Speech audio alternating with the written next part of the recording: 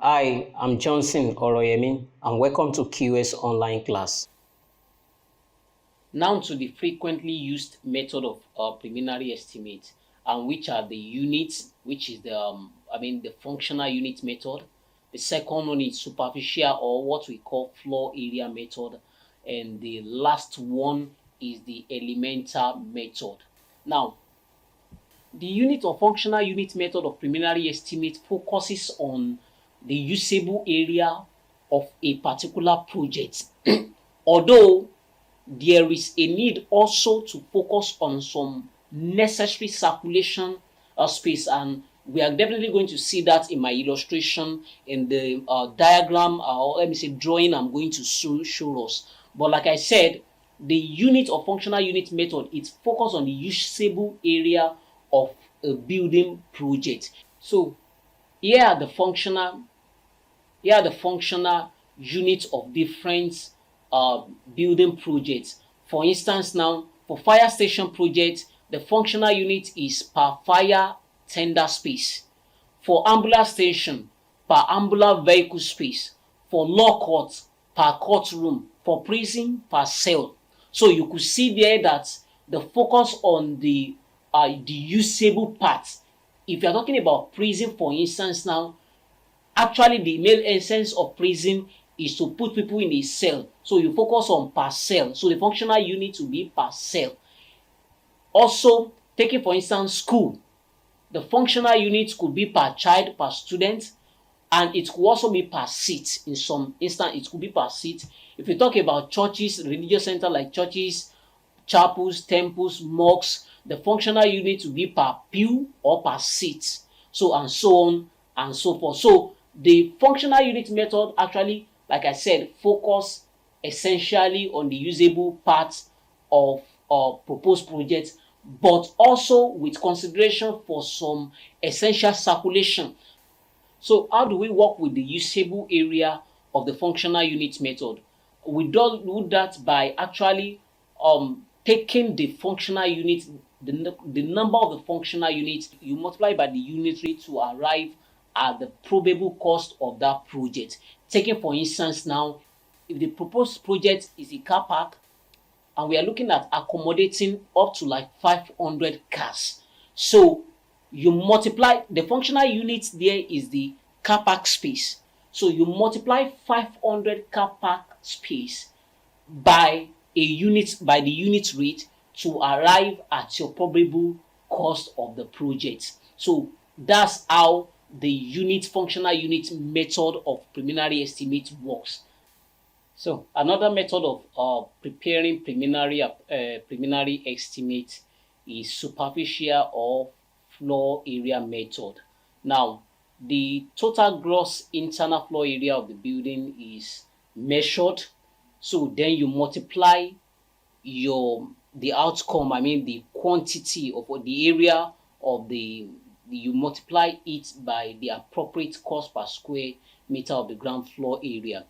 Now, the ground floor area, it is essentially important that you know that it includes internal walls, partition, columns, piers, chimney breast, stairwell, lift well. People, I've seen a situation whereby some students and some practicing professional ask me that, okay, is it a must that you include stairwell? This is stairwell, should we include it or not? So you include all those there, but I think it is better illustrated. Let's look at a particular diagram and from NRM1 from some drawings. Okay, now if you look at this drawing, you will discover that the entire length and breadth, let me try to minimize. Yeah, this is the entire drawing. So if you look at it, you will discover that the entire length and breadth of the building, the internal floor area was taken. Now, you measured from the internal face of the perimeter wall. That's why you see the arrow terminated at the internal face here, then also here. The same thing is applicable to the breadth of the building. So that is what is called the gross internal floor area. So the gross internal floor area, it is the outcome of this, the area that you get, that you multiply by the cost per square meter, that will give you the probable cost of the proposed building project. But like I said, the gross internal floor area includes projection. You can see it here. All these projections are included. You don't deduct it. It includes mezzanine floor, that is an open part of a structural floor with permanent access. So that's why you don't, if you are measuring this kind of building, if you are using this kind of floor plan, you don't less the mezzanine floor, although it's an open part in the upper floor. So when you are measuring that of the upper floor, the gross internal floor area of the upper floor, you don't less this mezzanine floor. You don't less this place. You include it in it. So there are some inclusions like that. Then also, if you look at area of stairwell here, you also include the area of stairwell. That is, you don't less. You know, when you are about to go through a staircase, you might think, this is an open space, it's not necessary, but it is necessary. You include it as part of your gross internal floor area. That's why it is called gross internal floor area, not net internal floor area. It is called gross internal floor area. Now let's look at another drawing to actually consider some other things that should be included or excluded. Now, like I said before, that you include also the gross internal floor area includes the internal partition, it includes columns, it includes area of loading bay that is adjoined to the building. But it excludes if you have a separate building, I mean an entirely separate building. So you exclude that from it. You exclude that from it. Then let's look at another drawing. Now it is very, very important here that you note that void under a structural floor should be excluded. Taking for instance, now if you look at level 1, the gross internal floor area is measured all through.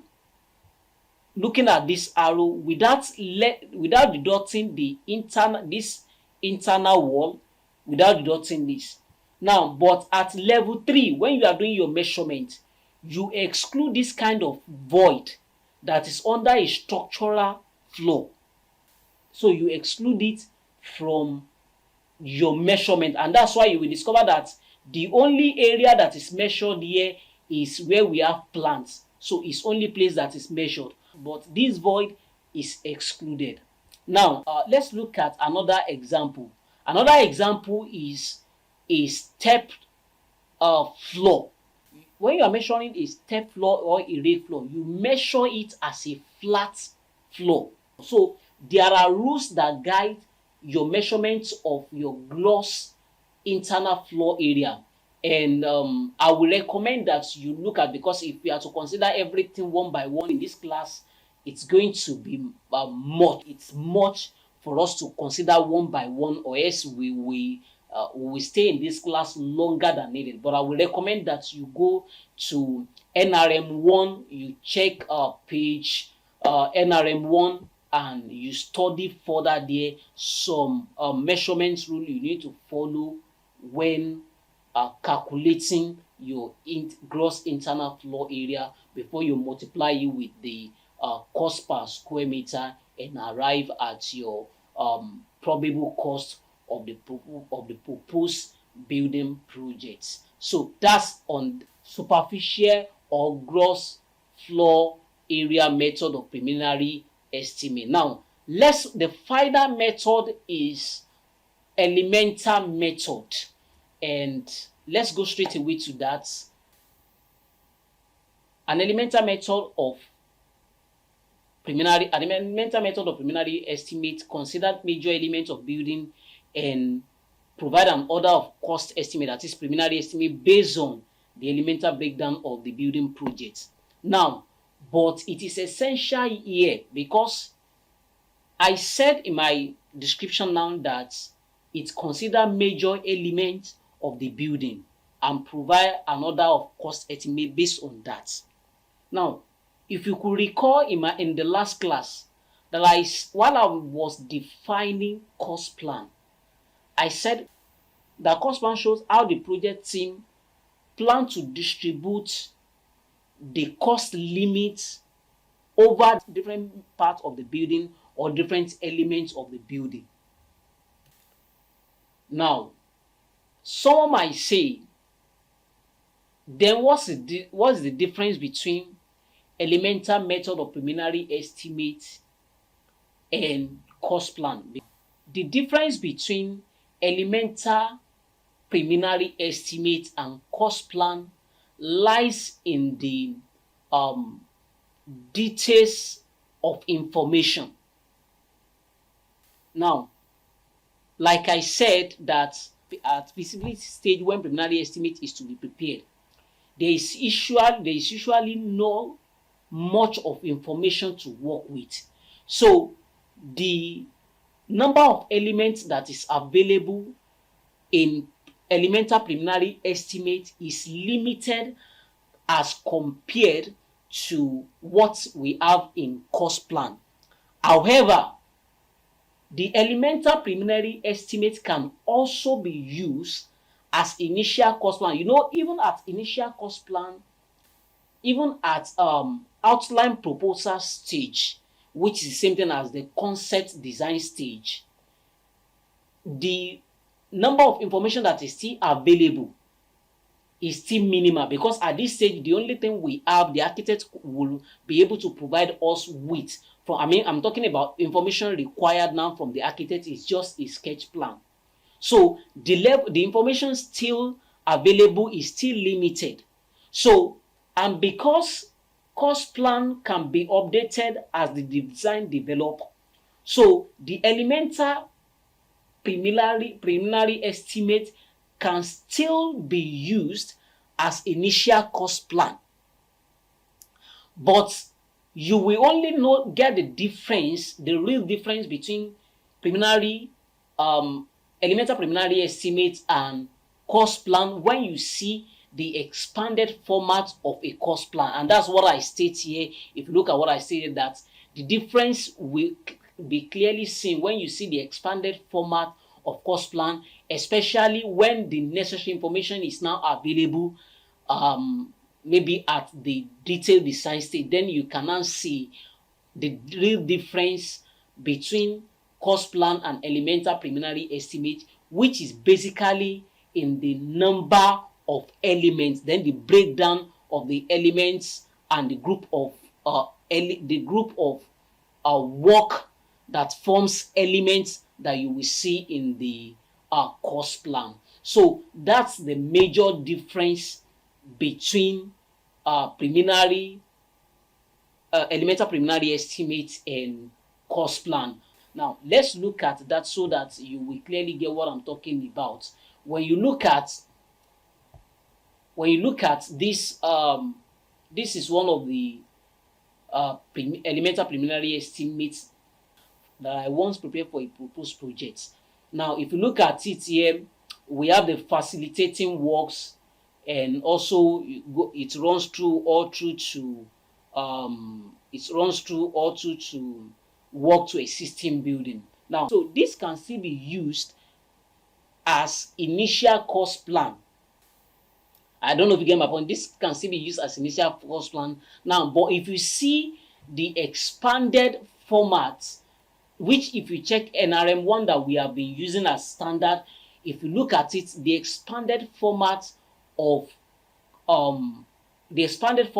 cost plan, the information that will be there will be much more than what you are seeing here. Now, another thing that I want to say on elemental preliminary estimate is that if you could look at what I'm doing here, you will see that what I'm basically doing is per square meter, though based on elements, But what I'm still using is per square meter. Now, this does not mean that all the elements are to be measured in square meter. But where sufficient information is not available, then you use floor area in going about the cost target for each for each element. Taking for instance now, by new rule of measurement 1, sanitary services are to be measured as enumerated item. So, and also staircase, I think staircase also too are to be measured as enumerated item. So, but where there is no sufficient information for these elements of building projects, then you are free to use the floor area, which is per square meter, to arrive at the cost for that element of building projects. So that's that on approximate estimate today. So this is where we'll be wrapping it up on approximate estimate today. Thank you for joining me in this edition of QS Online class. See you in the next class.